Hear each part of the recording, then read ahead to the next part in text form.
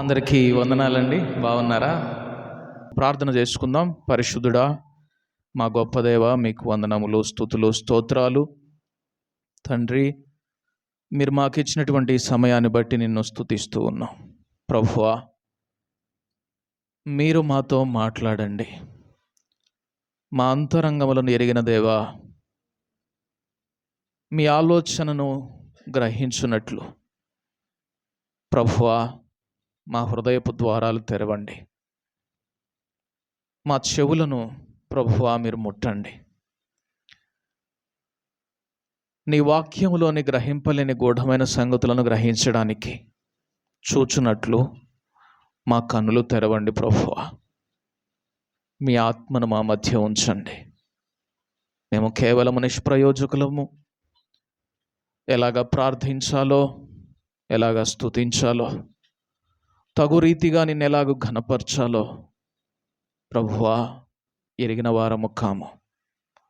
ఆయనను నీ కృప చొప్పున మమ్మను జ్ఞాపకం చేసుకుని నీ సన్నిధికి మమ్మను రానిచ్చి ప్రభువా మాతో మీరు మాట్లాడుతున్నందుకు మీకు వందనములు. తండ్రి, మా బలహీనతను చూచే దేవుడవు కాదు, మమ్మను నేర్పించి బలవంతులుగా చేయాలని చూచే దేవుడవు. ప్రభువా, మీ సహవాసమును మాకు అనుగ్రహించండి. మీరు మా మధ్య ఉండండి. మీ తట్టు చూడగా మాకు వెలుగును అనుగ్రహించండి. ప్రభువా, నీ రెక్కల నీడను మేమందరం విశ్రమించినట్లు ప్రభువా మీ సన్నిధిని మాకు అనుగ్రహించండి. ఈ దినపు పాఠమును మీరు మా కొరకు సిద్ధపరచండి. మేమెవ్వరము కూడా ఇక్కడ వక్తలం కాదు, మాట్లాడేవాళ్ళం కాదు. కేవలం నీ స్వరం కొరకే మేమందరము కనిపెట్టుకొని ఉన్నాం. ప్రభువా, మీరే మాతో మాట్లాడుమని, మేము కన్నులెత్తి చూడగా యేసు తప్ప మరి ఎవరిను మా మధ్య కనబడకుండానట్లు మీ సన్నిధిని మాకు అనుగ్రహించమని యేసు నామమందు ప్రార్థించి అడిగి వేడుకుంటున్నాము తండ్రి. ఆమేన్. ఈ భూమి మీద మనము జీవించేటటువంటి జీవితంలో ఈ జీవన విధానం ద్వారా, ఈ జీవన శైలి ద్వారా, ఈ జీవన పద్ధతుల ద్వారా పరలోకంలో మనం బహుమానం పొందాలని మాత్రమే ప్రయాసపడుతూ ఉన్నాం. పందెపు రంగమందు పరుగెత్తు ప్రతివాడు బహుమానము పొందవలనని పరిగెత్తుతాడు కదా. అలా పరుగెత్తేవాడు అన్ని విషయములలో మితముగా ఉండడానికి తన దేహాన్ని సాధకం చేసుకుంటాడు అన్నాడు పౌలు భక్తుడు. అదే లివింగ్ బైబిల్లో ఏమని ట్రాన్స్లేట్ చేయబడి ఉంటుందంటే, నా దేహము ఏది కావాలని కోరుకుంటుందో అది కాదు, కానీ దానికి ఏది అవసరమో దాన్నే నేను ఇవ్వడానికి నా దేహాన్ని నేను శిక్షకు గురి చేస్తున్నాను అంటాడు. కాబట్టి మనము అల్టిమేట్గా, అంతిమంగా ఉద్దేశ్యం ఏమిటి అంటే పరలోకంలో మనం బహుమానం సంపాదించాలి. ఆ బహుమానం కొరకే మనం పరుగెడుతూ ఉన్నాం ఈ విశ్వాస యాత్రలో. బైబిల్ గ్రంథంలో బహుమానం కొరకు పరుగెత్తినటువంటి వారు ఇద్దరు వ్యక్తులు నేను మీకు చూపిస్తాను ఈ దినాన. ఇద్దరు బహుమానం కోసమే ఎదురు చూశారు, ఇద్దరూ పరుగెత్తారు. యోధాపత్రిక 1వ అధ్యాయము, యోధాపత్రిక 11వ వచనంలో మనం ఆ వచనాన్ని చూస్తాం. యోధాపత్రిక 11వ వచనంలో, వారు కయ్యూను నడిచిన మార్గమున నడిచిరి, బహుమానము పొందవలెనని బిలాము నడిచిన తప్పు త్రోవలో ఆతురముగా పరుగెత్తిరి. సూపర్, పరుగెత్తారట వీరు కూడా. ఒక భక్తుడు అంటాడు, ఇంత గొప్ప సాక్షి సమూహము మేఘము వలె మనలను ఆవరించి ఉన్నందున సులువుగా చిక్కులు పెట్టు ప్రతి పాపమును విడిచిపెట్టి విశ్వాసమునకు కర్తయు దాన్ని కొనసాగించువాడనే యేసు వైపు చూచు పందెపు రంగమందు ఓపికతో పరుగెత్తుదము అనే దాన్ని ఇలాగ వ్యాఖ్యానించాడు. ఏమనంటే, మన చుట్టూ గొప్ప సాక్షి సమూహం ఉన్నది. దేవదూతలున్నారు, ఆదిమ ప్రవక్తలున్నారు, హతసాక్షులైన భక్త సమూహం ఉన్నారు, కెరూబులు శరాపులు వీళ్ళందరూ మన చుట్టూ విట్నెసెస్ అట, సాక్షులుగా ఉన్నారట. దాన్ని ఎలాగ చెప్పాడంటే, ఒక పెద్ద గ్రౌండ్లో పరుగు పందెం జరుగుతూ ఉంది. ఆ పరుగు పందెంలో సంఘం ఉంది. ఆడిటర్స్గా అంటే స్పెక్టేటర్స్గా, వీక్షకులుగా వీరందరూ ఉన్నారట. పరిశుద్ధులు, దేవదూతలు, హతసాక్షులైనటువంటి వారు, ప్రవక్తలు, బోధకులు, అంతా సర్వ పరిశుద్ధ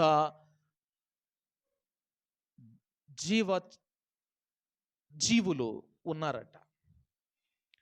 అయితే ఈ పరుగు పందెంలో కొంతమంది కాళ్లకు చైన్స్ వేయబడి ఉన్నాయి, కొంతమంది భుజాలకు బరువులు పెట్టబడి ఉన్నాయి, కొంతమంది కట్టబడి ఉన్నారు. అలాగా వారు నెమ్మదిగా పరుగెత్తలేక నడుస్తూ ఉన్నారు. కొంతమంది నడుస్తున్నారు, కొంతమంది పరుగెడుతున్నారు, కొంతమంది భారంగా అడుగులు వేస్తూ ఉన్నారు. ఇలా ఉంది సంఘం అన్నాడు. నిజమే, సులువుగా చిక్కులు పెట్టే పాపం, భారం కొంతమందిని ఇంకా అలాగే పట్టుకొని ఉంది. కొంతమంది బంధించబడి ఉన్నారు, ఇంకా పరుగు పందెంలోనే ఉన్నారు, కానీ బరువులు బంధకాలతో పరిగెట్టడానికి ప్రయత్నం చేస్తూ ఉన్నారు. ఇలాగా సంఘం ఉన్నది. అయితే ఇక్కడ ఒక వ్యక్తి ఆతురముగా పరిగెడుతున్నాడట. ఆతురముగా పరిగెడుతున్నాడు, ఎక్కడ తగ్గట్లేదు అసలు. ముందు నేను బహుమానం పొందాలంతే. ఏ బహుమానం కొరకు? బిలాము నడచిన తప్పు త్రోవలో పరిగెడుతున్నారు. బాలాకు అనుగ్రహించే బహుమానం కోసం పరిగెడుతున్నారు.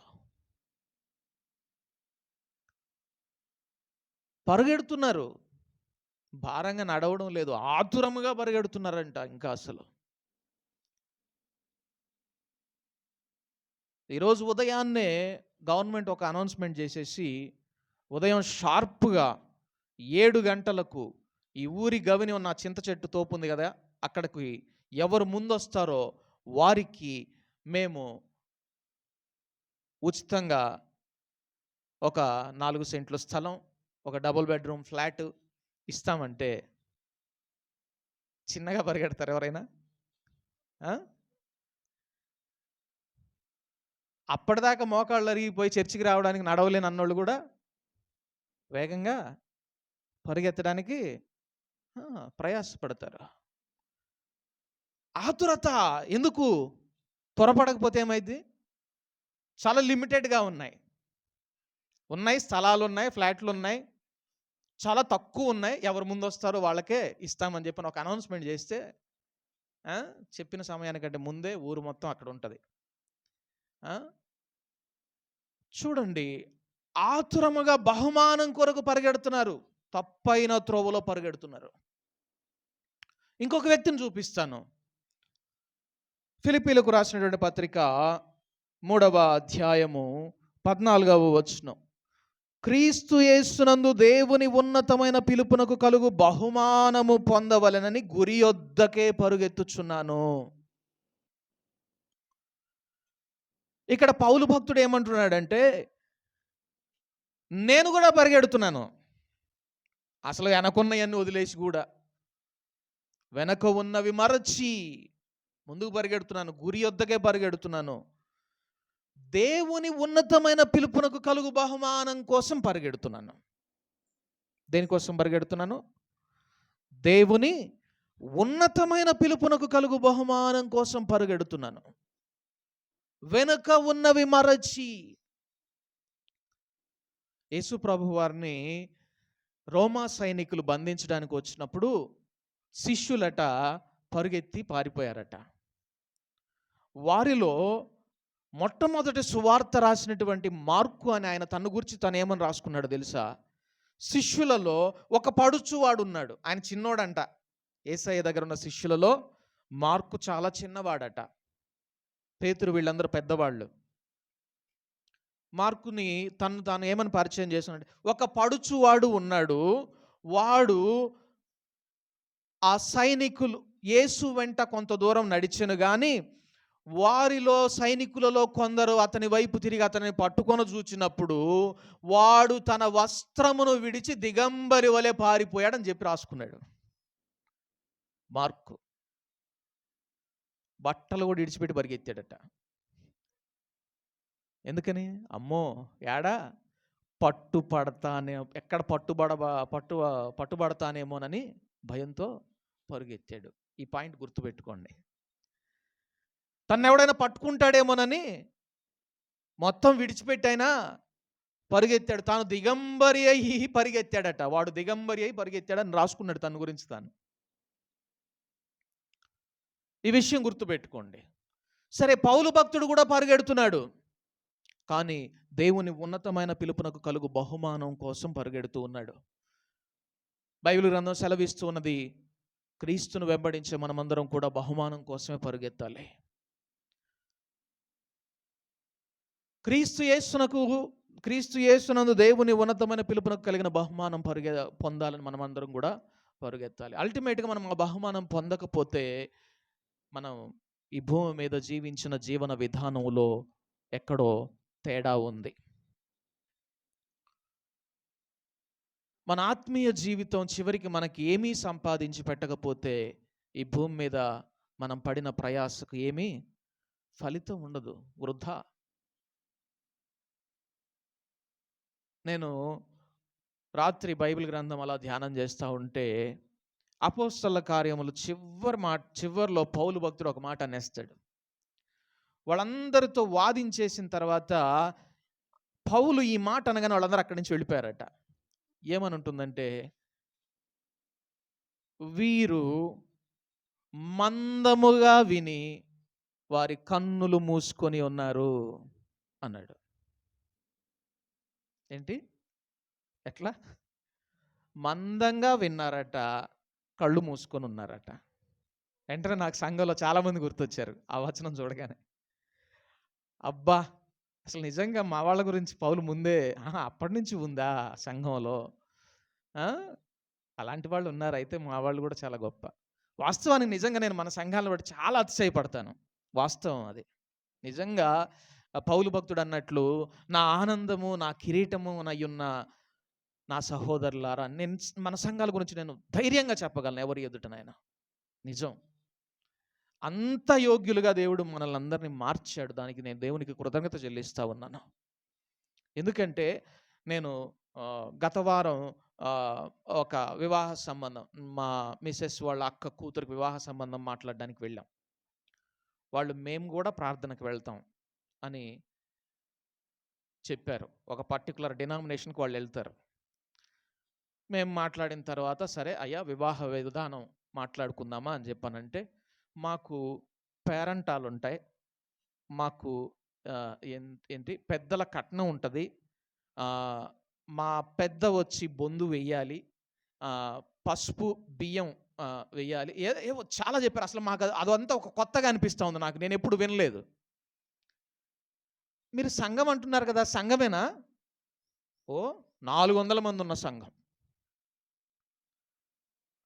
అసలు నిజంగా వారి హృదయంలో ఉండిన చీకటి నేను చూసినప్పుడు నాకు అనిపించింది, నిజమే ప్రభువా, ఈ భ్రష్టత్వం నుంచి నా సహోదరులను తప్పించినందుకు నీకు వందనాలయ్యా. ఇంకా కొంతమంది ఉన్నారు చేసేవాళ్ళు అక్కడక్కడ, మనలో కూడా బాధ వేస్తుంది, కానీ బెటర్, చాలా బెటర్. అయితే దేవుని రాజ్యంలో బెటర్ అనే మాట దానికి వాల్యూ లేదు. పొందితే బహుమానం పొందాలి, లేకపోతే ఫెయిల్ అవ్వాలి. కండిషన్ అదే. కాబట్టి నీ భక్తి నీకు బహుమానాన్ని సంపాదించి పెట్టాలి దేవుని రాజ్యంలో. గత వారం నేను ఆ విషయం కూడా చెప్పాను. మీలో ఎంతమందికి అది గుర్తుందో లేదో నాకు తెలియదు, కానీ బహుమానం అంటే పరలోక రాజ్యాన్ని సంపాదించుకోవడం కాదు, క్రీస్తు యేసునందు స్థానం సంపాదించుకోవడం, ఆయన రొమ్మున ఆనుకునే స్థానాన్ని సంపాదించుకోవడం. అది సరే. బహుమానం పొందడం కొరకు మనం ప్రయాసపడాలి, పరుగెత్తాలి. ఇక్కడ ఇద్దరు పరిగెడతా ఉన్నారు. ఒకడేమో లోక సంబంధమైన బహుమానం కొరకు, ఒకడేమో దేవుని ఉన్నతమైన పిలుపును బట్టి కలుగు బహుమానం కోసం పరిగెడుతూ ఉన్నాడు. ఇంకొకడేమో ఎవరి చేతనైనా పట్టుబడతానేమోనని పరిగెడుతూ ఉన్నాడు. నేడు క్రైస్తవుడా, నీవు నీ హృదయ స్థితి, ఈ పరుగు పందెంలో నీ జీవితం ఎలాగున్నదో ఒకసారి పరిశీలన చేసుకోవడం మంచిది. ఇక్కడ నేను ఇంకొక విషయాన్ని మీకు చెప్పాలని ఆశపడుతూ ఉన్నాను. ఏంటంటే, మంచిది, నేను చక్కగా పరిగెడుతున్నాను, అందరికంటే ముందు పరిగెడుతున్నాను, పరుగు పందెంలో యేసు వైపు చూస్తూ ముందుకు పరిగెడుతున్నాను. ఇక్కడ సమస్య ఏంటంటే, నాకు బహుమానం ఆయన ఇవ్వడానికి సిద్ధంగా ఉన్నాడు. ఆల్రెడీ నేను ఫినిషింగ్ లైన్కి వచ్చేసేసాను. బహుమానం నా ఎదురుగా సిద్ధంగా ఉంచి వచ్చి ఈ ఫినిషింగ్ లైన్ అంటే పరుగు పందెం పూర్తి అవుతుందన్నమాట. ఆ బ్యానర్ని, ఆ రిబ్బన్ దాని కనుక నేను టచ్ చేస్తే నాకు బహుమానం ఇచ్చేస్తాడు. అంత దగ్గరకు వచ్చినాక నా బహుమానాన్ని వేరే ఎవడైనా దొంగిలించే ప్రమాదం ఉంది. బహుమానాన్ని సంపాదించడమే కాదు, బహుమానాన్ని కాపాడుకోవడానికి కూడా ప్రయాసపడాలి. బైబిల్ గ్రంథం ఆ విషయాన్ని గురించి కూడా చెప్తా ఉన్నది. ఏమనంటే, కొలస్సీయులకు రాసినటువంటి పత్రిక 2వ అధ్యాయము 19వ వచనం. కొలస్సీయులకు రాసినటువంటి పత్రిక 2వ అధ్యాయము 19వ వచనం. శిరస్సును హత్తుకొనని వాడెవడును మీ బహుమానమును అపహరింపనీయకుడి. ఎవడు బహుమానాన్ని అపహరిస్తాడంటే, ఇక్కడ ఎవడు బహుమానాన్ని అపహరిస్తాడు? మనతో పాటే పరిగెడతాడు, సంఘంలోనే ఉంటాడు, దేవుని రాజ్యంలోనే పరుగు పందెంలోనే ఉంటాడు. కొలస్సీయులకు రాసినటువంటి పత్రిక 2వ అధ్యాయము 19వ వచనం. శిరస్సును హత్తుకొనని వాడెవడును మీ బహుమానమును అపహరింప. సమస్య ఏంటి? వాడు శిరస్సును హత్తుకోడు, కానీ మన బహుమానాన్ని దొంగిలిస్తాడు. వారు మందముగా విని కనులు మూసుకొని ఉన్నారు.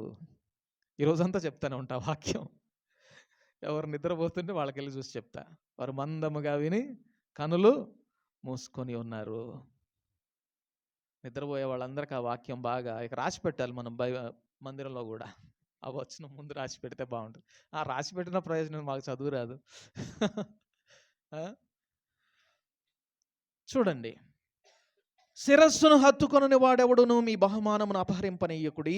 ఆ శిరస్సు మూలముగా సర్వ శరీరము కీళ్ల చేతను నరముల చేతను పోషింపబడి అతుకబడినదై దేవుని వలన కలుగు వృద్ధితో అభివృద్ధి పొందుచున్నది.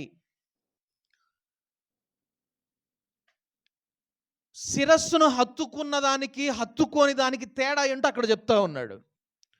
శిరస్సును హత్తుకుంటే ఏం జరుగుతుందంటే, సర్వ శరీరము పోషింపబడుతుంది, అతుకబడుతుంది, దేవుని వలన కలుగు వృద్ధితో అభివృద్ధి పొందుతుంది. సంఘము దేవుని వాక్యంతో పోషించబడుతుంది, అతుకబడుతుంది అన్నాడంటే సహవాసం పెరుగుతుంది సహోదరుల మధ్య.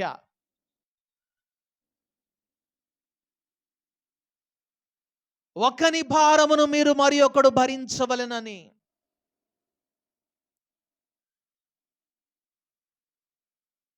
సహోదరుల యొక్క అతిక్రమములను కప్పిపెట్టేటటువంటి ప్రేమ, సహవాసం పెరుగుతుంది. ఎందుకు అట్లా చేశారు, బుద్ధి లేదా మీకు అని చెప్పని ఎవరైనా వచ్చి ఆర్గ్యుమెంట్, తెలియక చేశాడు అయ్యా, తెలిస్తే ఎందుకు చేస్తాడు అని కవర్ చేస్తారట. నేనే చెప్పాలా, లేకపోతే అసలు చేసి ఖచ్చితంగా చేస్తాడు, నేనే చెప్పాలా అని మళ్ళీ వారి మీద వేసుకుంటారట నెపమును. ఆ విధమైనటువంటి సహవాసం పెరుగుతుంది. నిర్మలమైన దేవుని వాక్యంతో పోషింపబడుతూ ఉంటారు, అతుకబడి సహవాసం పెరుగుతూ ఉంటుంది. దేవుని వలన కలుగు వృద్ధితో అభివృద్ధి పొందుతూ ఉంటారు. ఇంకా దేవునిలోనికి ఎదుగుతూ ఉంటారు, లోతులోనికి వెళ్తూ ఉంటారు. శిరస్సును హత్తుకున్నప్పుడు ఇది జరుగుతుంది. ఎవరైనా ఈ లక్షణాలకు దూరంగా ఉన్నారు అంటే వారు ఎవరికి కనెక్ట్ అయ్యలేరు? శిరస్సునకు కనెక్ట్ అయ్యలేరు. వారితో ప్రమాదం ఏంటో తెలుసా? నీ బహుమానాన్ని వాడు దొంగిలిస్తాడు. బహుమానం కొరకు పరిగెత్తడమే కష్టంగా ఉంది ఇక్కడ. భారాలన్నీ బంధకాలన్నీ తెంచుకొని విడిపించుకొని పరిగెత్తడానికి నాకు చాలా సమయం పట్టింది. చివరికి వచ్చేసేటప్పటికి ఒక శిరస్సును హత్తుకొనని వాని మాట నా బహుమానాన్ని దొంగిలించేటట్లు చేసింది. నా బహుమానాన్ని దొంగిలించబడేటట్లు చేసింది. కాబట్టి బహుమానము పొందడం ఎంత ప్రాముఖ్యమో దాన్ని కాపాడుకోవడం కూడా అంతే ప్రాముఖ్యం. అందుకే సంఘాలకు రాసినటువంటి లేఖలలో ఫిలదెల్ఫియా అనేటటువంటి సంఘానికి దేవుడు ఒక మాట చెప్పాడు. మనం చూద్దాం. ప్రకటన గ్రంథం 3వ అధ్యాయం. ప్రకటన గ్రంథం 3వ అధ్యాయం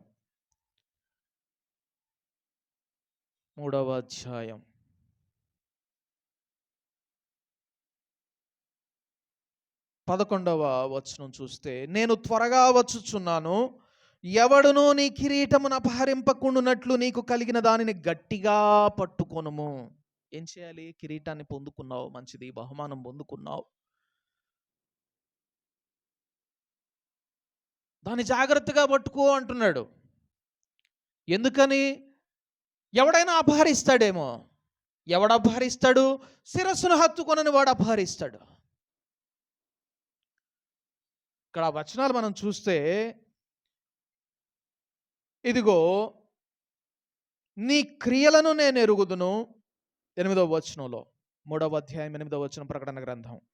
నీ క్రియలను నేను ఎరుగుదును, నీకున్న శక్తి కొంచెమై ఉండినను నీవు నా వాక్యమును గైకొని నా నామము ఎరుగననలేదు.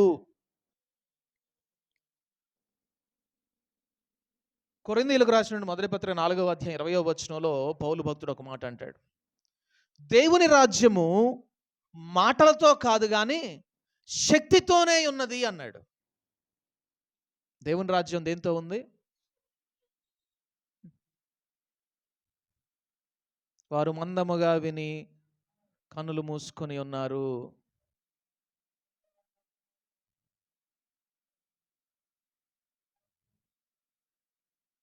చూడండి, ఇటు చూడండి. మీరు బైబిల్ చూస్తున్నా కూడా మిస్ అవుతారు.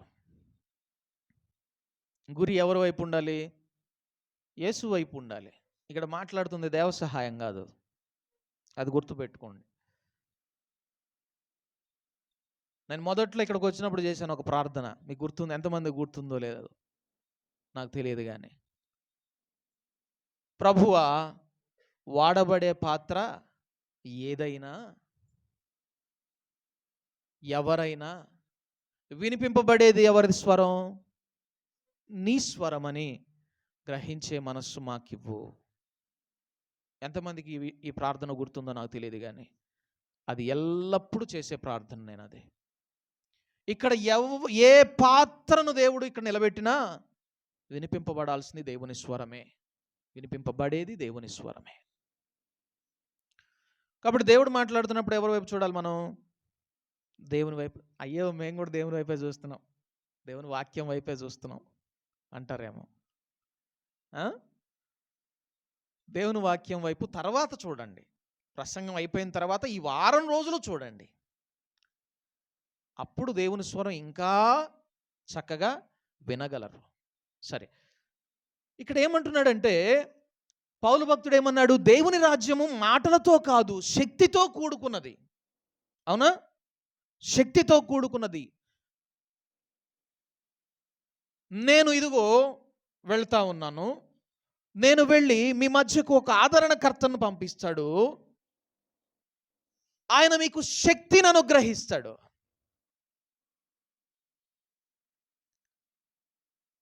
చెప్పొచ్చేది ఏంటంటే దేవుని రాజ్యము శక్తితో కూడుకున్నది. అయితే ఇక్కడ ఈ సంఘం బెస్ట్ చర్చ్ ఇది. ఉన్న 7 సంఘాల్లో చాలా మంచి స్థాయిలో ఉండినటువంటి సంఘం ఇది ఫిలదెల్ఫియా సంఘం. ఇక్కడ ఏమంటున్నాడు తెలుసా? నీకున్న శక్తి కొంచెమే. దేనికి ప్రాధాన్యత ఇస్తున్నాడో తెలుసా? దేవుని రాజ్యం అంటే శక్తితో కూడుకున్నది, దేవుని ఆత్మతో కూడుకున్నది. ఎస్, అది కొంచెమైనా దానికంటే ఎక్కువ ప్రాధాన్యత దేనికి ఇస్తున్నాడో తెలుసా? నా వాక్యమును గైకొని నా నామమును ఎరుగుట. దానికి దేవుడు ప్రాధాన్యత ఇస్తున్నాడు. నువ్వు దేవుని ఆత్మను పొందుకున్నావా? దేవుని రాజ్యంలో నువ్వు ఒక కీలక సభ్యునిగా ఉన్నావా? ఆత్మచేత నడిపింపబడుతున్నావా? ఆత్మానుసారముగా ప్రవర్తిస్తూ శరీర క్రియలను చంపి దేవుని ఆత్మతో ముందుకు సాగుతూ ఉన్నావా? ఓ ఎస్, కానీ కొంచెమే. అంతకంటే ఇంకోటి చేస్తున్నాను. దేవుని వాక్యాన్ని గైకొని ఆయన నామాన్ని ఎరుగననకుండా నేను సాక్ష్యం ఇస్తున్నాను. అది దేవుడు కోరుకునేది. దేవుని వాక్యానికి లోబడాలి, దేవుని వాక్యాన్ని గైకొనాలి. ఆయన నామం ఎరుగననలేదు అన్నాడు అక్కడ. యేసు ఎవరో తెలుసా? నువ్వు యేసుతో ఉండిన శిష్యుల్లో ఒకడవు కదా. నాకు తెలియదయ్యా అన్నాడు ఒక గొప్ప శిష్యుడు. చాలా మంది క్రైస్తవులు ఆ పని చేస్తున్నారట. సంఘాలు అలా చేస్తూ ఉన్నాయట. మాకు తెలియదు, ఆయన ఎవరో మాకు తెలియదు.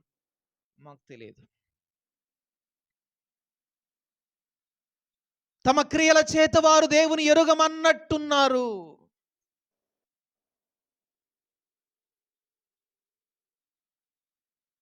దేవుని ఆత్మతో ఎంత నింపబడ్డాం అనేది ప్రాముఖ్యం కాదు.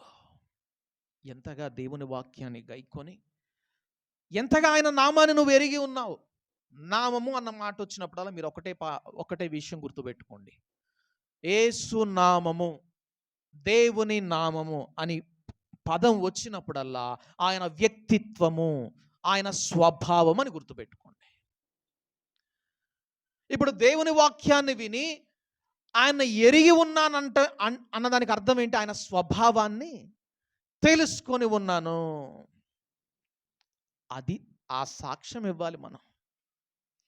ఇది దేవుని స్వభావము, ఇలాగ చేయడము దేవుని స్వభావము, ఇలాగ క్షమించడం దేవుని స్వభావము, ఇలాగ హెచ్చరించడం దేవుని స్వభావము, ఇలాగ పూరికొల్పడం దేవుని స్వభావము, ఇలాగ ప్రార్థించడం దేవుని స్వభావము. ఆ సాక్ష్యం ఇవ్వాలి.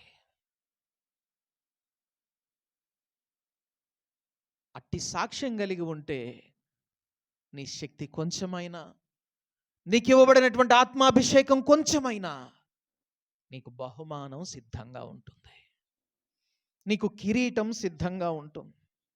ఇక్కడ ఆ ఒక్క పని చేసినందుకు దేవుడు ఏం చేశాడో తెలుసా? ఏ పని చేశారు ఇంతకీ? ఫిలదెల్ఫియా సంఘం ఏం చేసింది? వాక్యం గైకొన్నది. దేవుని స్వభావం నాకు తెలియదు, ఆయన స్వభావం ఇది, నేను ఇదిగో అనుసరిస్తున్నానని సాక్ష్యం ఇచ్చింది అంతే. ఆ ఒక్క స్వభావం కనుబర్చినందుకు దేవుడు ఏం చేశాడో తెలుసా? ఇదిగో తలుపు నీ ఎదుట తీసి ఉంచి ఉన్నాను, దానిని ఎవడు వేయనేరడు.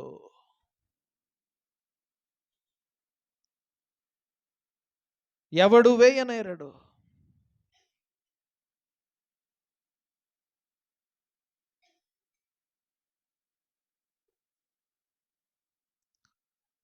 పరలోక రాజ్య మర్మముల ద్వారమట వారి ముందు తెరవబడి ఉందట. ఇక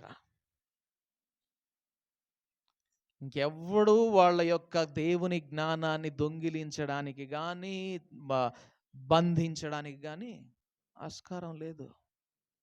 ఒక మాటలో చెప్పాలంటే వాళ్ళకి మించినంతగా దేవుని జ్ఞానం ఎవరికి తెలియదు. ఆ సంఘానికి మించినంత బా బుద్ధి జ్ఞానముల సర్వ సంపదలు ఆయనలో గుప్తమై ఉన్నాయి. మొత్తమే కాదు సంపాదించేసుకున్నారు. ఎంత గొప్ప సంఘం! దేవుని గూర్చిన జ్ఞానంలో ఎంతగా ఎదిగిపోయారు. ఇక అసలు దేవుడు వాళ్ళ ముందు ప్రతి డోర్ ఓపెన్ చేసి పెట్టేసేసాడట. ఎవడొచ్చినా కూడా ఇక దేవుని జ్ఞానాన్ని అడ్డగించేవాడే లేడు. ఇక వారి మధ్య పసిపిల్లాడు లేచి బోధించినా, ముసలివారు లేచి బోధించినా కూడా దేవుని జ్ఞానం అలాగా ప్రవాహంగా వారిలోనికి వెళ్ళిపోతుంది. అంతే. మూలం ఏంది? దేవుని వాక్యాన్ని గైకొనడం, ఆయన స్వభావాన్ని ఎరిగిన వారుగా సాక్ష్యం ఇవ్వడం. అయితే అట్టి వారిని ఏమని హెచ్చరిస్తున్నాడో తెలుసా దేవుడు? నీ బహుమానాన్ని ఎవడైనా దొంగిలిస్తాడేమో, గట్టిగా పట్టుకో అంటున్నాడు. బహుమానము పొందడం, బహుమానాన్ని కాపాడుకోవడం రెండూ కూడా చాలా ప్రాముఖ్యమైనటువంటి విషయాలు. అయితే సరే, బహుమానం పొందాలి, నేనేం చేయాలి? దేవుడు ఒక మాట అన్నాడు.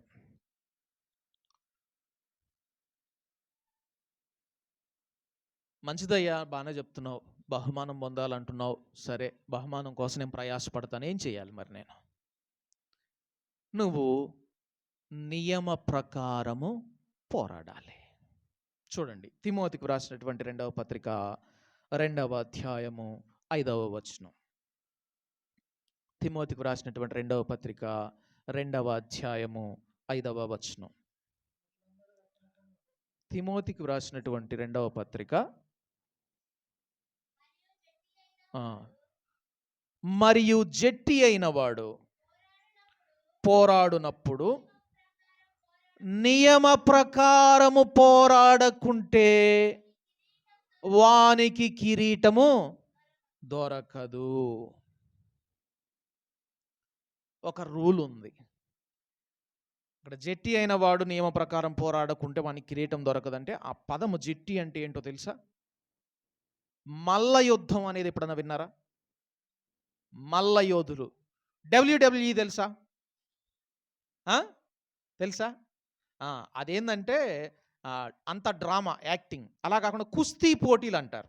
కుస్తీ పోటీలు, బల నిరూపణ తెలియజేసేటటువంటి పోటీలు. సుమెరాయిస్ అంటారు. జపాన్, చైనా అటు ఎక్కువగా ఆడుతుంటారు. బాగా ఇంత పెద్దగా ఉంటారు. బాగా ఇక్కడి నుంచి బహుశా ఈ స్టేజ్ అంత ఉంటారేమో. వాళ్ళు ఇద్దరు కలిసి కుస్తీ పడుతుంటారు. కుస్తీ పడి ఎవరినైతే అలాగా బోర్లేస్తారో వాడు గెలిచినట్టు అనమాట. ఇద్దరు బలాలు సమానంగా ఉంటాయి, పోరాడుతూ ఉంటారు. క్రైస్తవుడు అట్లాంటి పోరాటంలో ఉన్నాడట. అవతల వ్యక్తి అంతే బలంగా ఉన్నాడు, క్రైస్తవుడు అదే బలంగా ఉండాలి. ఇంకొక చిన్న పని చేయాలి, నియమ ప్రకారం పోరాడాలి. ఆ నియమ ప్రకారం పోరాడకుంటే బహుమానం దక్కదు. అక్క కొంచెంసేపు లేచి నిలబడక్క, లేకుంటే అందుకే కొంచెం ముందే పెట్టేసేసి తొందరగా ముగిచేస్తే పోయి పండుకోవచ్చు మనం ఇంటికి పోయి.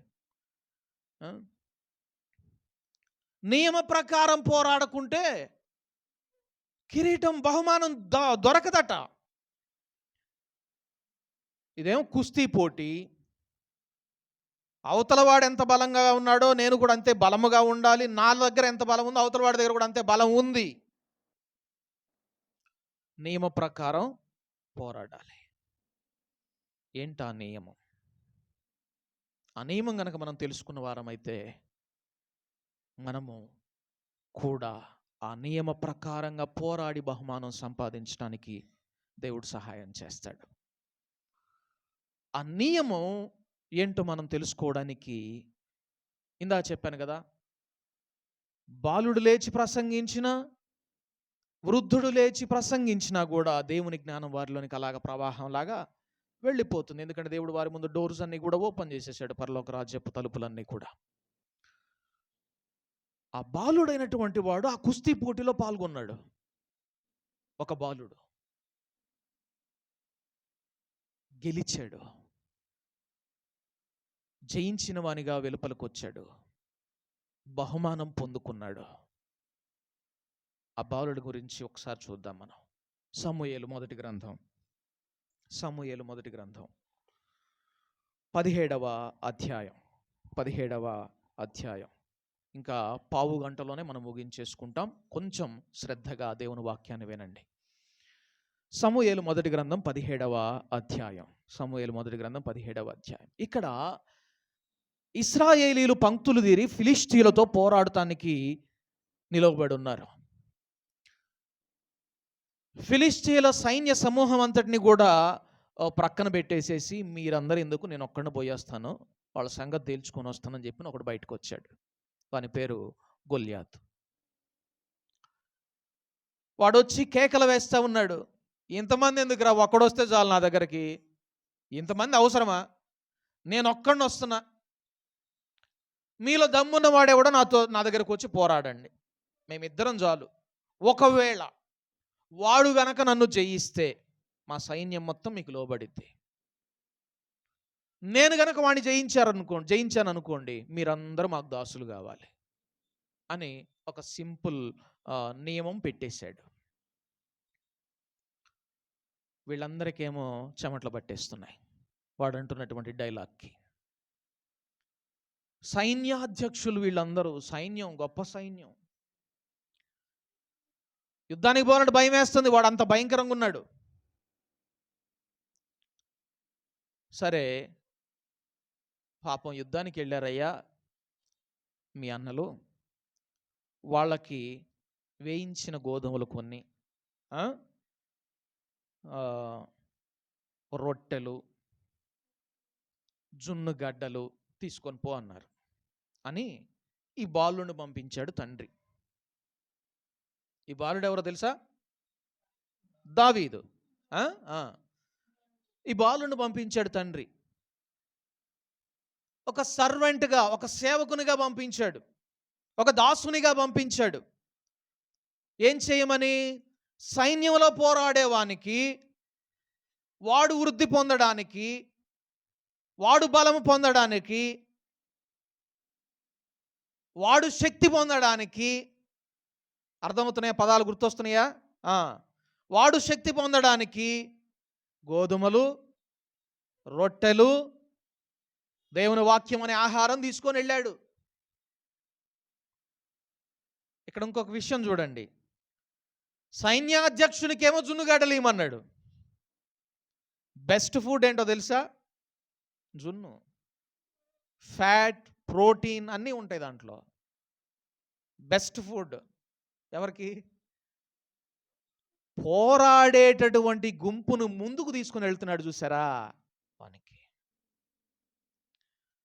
ఇప్పుడు పందెపు రంగంలో పోరాడుతున్నాం, ఎస్ మంచిది, నియమ ప్రకారం పోరాడాలి, ఇది నియమం అని చెప్పని తీసుకుని వెళ్తుంటాడు చూసావా, వాడికి దేవుడు మంచి ఆహారాన్ని ఇస్తాడు.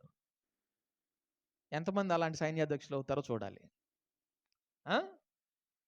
సరే ఇక్కడికి పంపించాడు. పంపించినప్పుడు దావీదు వచ్చాడు, వాళ్ళ అన్నలతోటి మాట్లాడుతూ ఉన్నాడు. అన్నల దగ్గరికి ఇంకా పోకముందే ఈ ఇశ్రాయేలు సైన్య సమూహం అంతా కూడా భయపడిపోయి వణికిపోతూ ఉన్నారు. ఏం జరుగుతుంది, ఏంది అని అడుగుతూ ఉన్నాడు. అడుగుతూ ఉంటే అదిగో అవతల శత్రువులు ఒకడు ఉన్నాడు, వాడిని ఎవరం జయించలేకపోతున్నాం, వాడు చాలా భయంకరంగా ఉన్నాడు, వాడిని జయిస్తే రాజు ఇది చేస్తాడట అని చెప్పారు, ఫలానా చేస్తాడట అని చెప్పాడు. అవునా, వీడు చెప్పింది కరెక్టో కాదో ఇంకొకటి దగ్గర పోయి అడుగుదామని చెప్పని వాడి దగ్గర కూడా పోయి అడుగుతున్నాడు. ఏంది, వాడిని జయిస్తే రాజు ఫలానా చేస్తాడా అని అడుగుతున్నాడు. అవును నిజమే, నువ్వు విన్నది, రాజు ఫలానా చేస్తాడు. ఏం చేస్తా అన్నాడు రాజు? మందముగా విని కన్నులు మూసుకున్నారు. ఏం చేస్తా అన్నాడు రాజు? చెప్పయ్యా. విన్నవా ఆ జయించిన వానికి తన కుమార్తెనిచ్చి వివాహం చేస్తా అన్నాడు.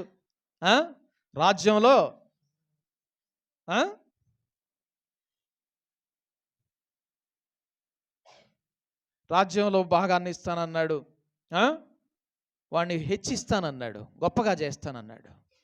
ఏంది నిజమా? అంత చేస్తాను, రాజుగా చేస్తానని కూడా అంటాడు చివరికి. అట్లుంది పరిస్థితి మరి అక్కడ. దావీదు పోయి ఏం అడుగుతున్నాడు తెలుసా? ఏం చేస్తాడు? ఫలానా చేస్తాడంట. ఈ విషయం సౌలు దగ్గరికి వెళ్ళింది. ఏ విషయం?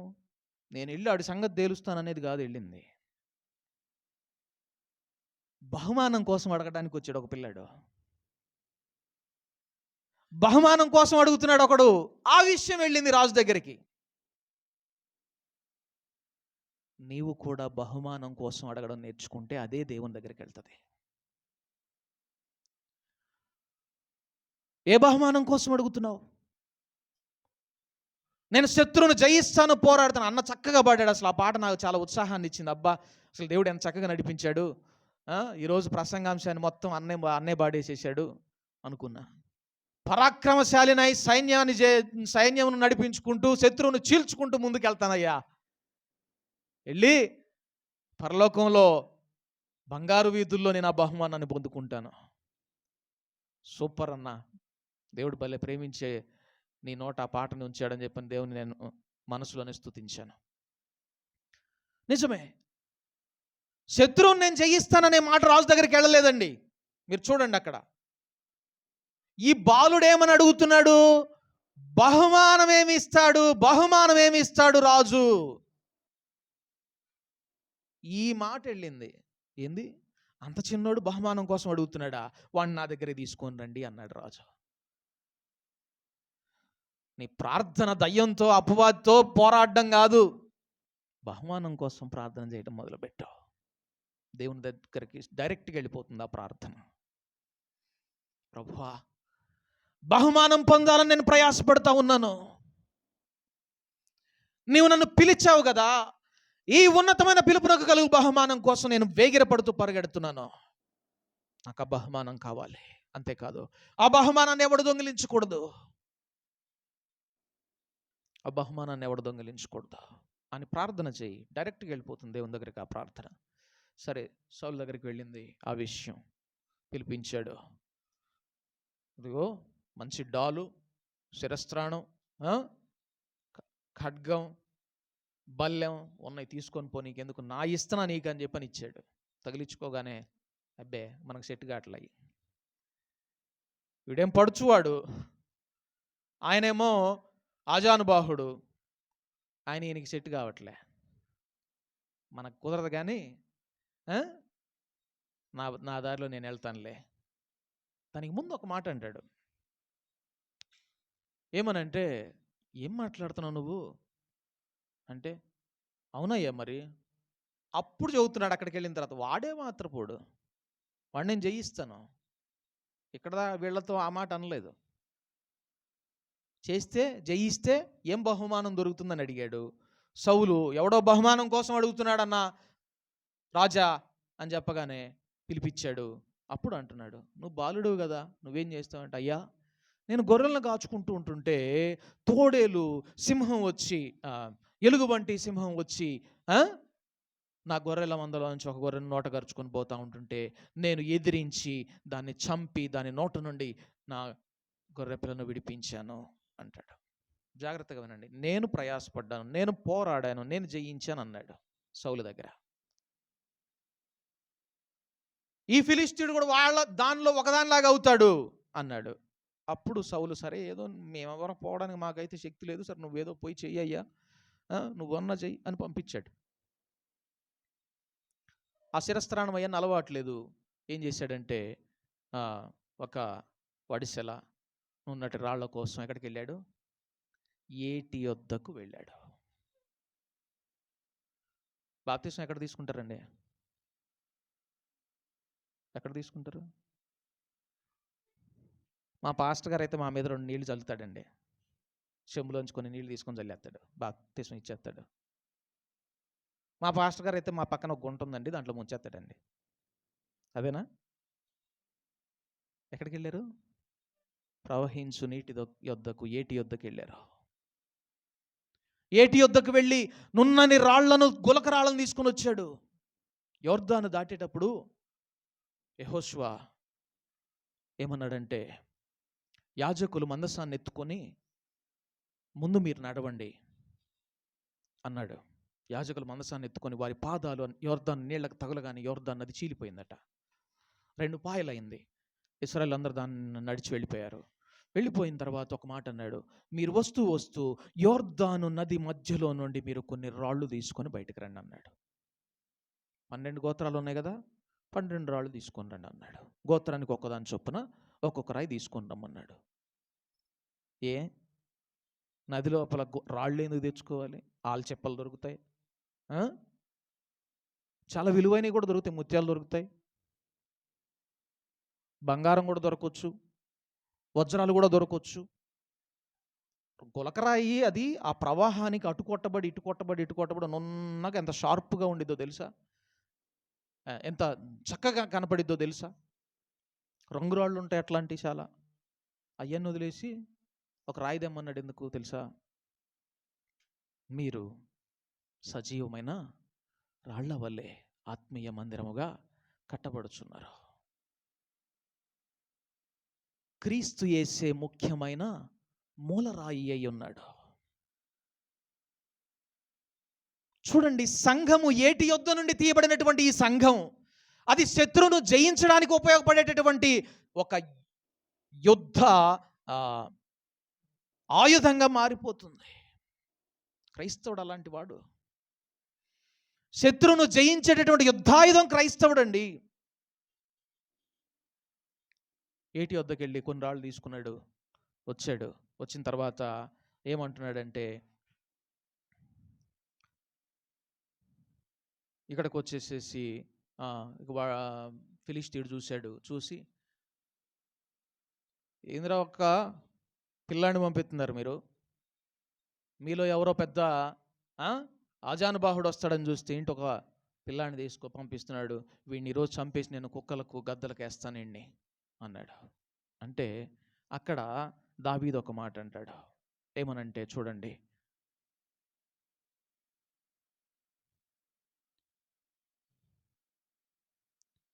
నీవు తిరస్కరించిన ఇశ్రాయేలీల సైన్యములకు అధిపతియగు యెహోవా పేరట నేను నీ మీదికి వచ్చుచున్నాను. ఇక్కడేమంటున్నాడు? నేను ఎలుగుబంటిని చీల్చాను, సింహాన్ని చంపేశాను, నిన్ను కూడా అట్టనే చంపేస్తాను అనట్లే. ఏమంటున్నాడు తెలుసా? ఆయన నామమును ఎరిగిన వాడను అని సాక్ష్యం ఇస్తున్నాడు. అర్థమవుతుందా? నీకున్న శక్తి కొంచెమై ఉన్నను, నీవు నా వాక్యమును గైకొని నా నామమును ఎరుగననలేదు.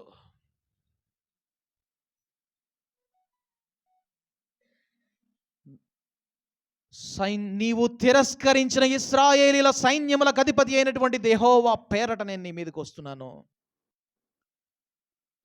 ఆయన కత్తి చేతను ఈట చేతను రక్షించువాడు కాడని ఈ దండు వారందరూ తెలుసుకొందురు. యుద్ధము యెహోవాదే.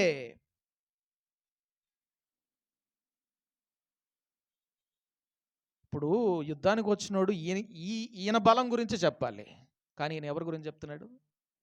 దేవుని బలం గురించి చెప్తున్నాడు. దేవుని స్వభావాన్ని గురించి చెప్తా ఉన్నాడు. దేవుని నామాన్ని గురించి ప్రకటిస్తా ఉన్నాడు. సరే, ఫలితంగా ఏం జరిగింది? ఫిలిష్తీయుడు జయించబడ్డాడు, దావీదు జయించాడు. దావీదుకి ఏం దొరికింది? బహుమానం దొరికింది. నీవు కూడా బహుమానం పొందేటటువంటి నియమం ఏంటో తెలుసా? ఇదే, ఆయన వాక్యం విని ఆయన నామాన్ని ఎరిగిన వానిగా సాక్ష్యం ఇవ్వడం. ఆ నియమం ఏంటో చూసి నేను ముగించేస్తాను. చూడండి, ఎఫెసీలకు రాసిన పత్రిక 6వ అధ్యాయం 6వ వచనం. తొదకు ప్రభు యొక్క మహాశక్తిని బట్టి ఆయన యందు బలవంతులై ఉండుడి. మీరు అపవాది తంత్రములను ఎదిరించుటకు శక్తివంతులగునట్లు దేవుడిచ్చు సర్వాంగ కవచమును ధరించుకొనుడి. ఏలయనగా మనము పోరాడునది శరీరులతో కాదు, గాని ప్రధానులతోనూ అధికారులతోనూ ప్రస్తుత అంధకార సంబంధులకు లోకనాథులతోనూ ఆకాశ మండలమందున దురాత్మల సమూహములతోనూ పోరాడుచున్నాము.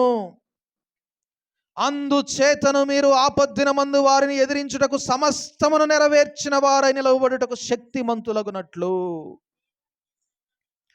దేవుడిచ్చు సర్వాంగ కవచమును ధరించుకొనుడి.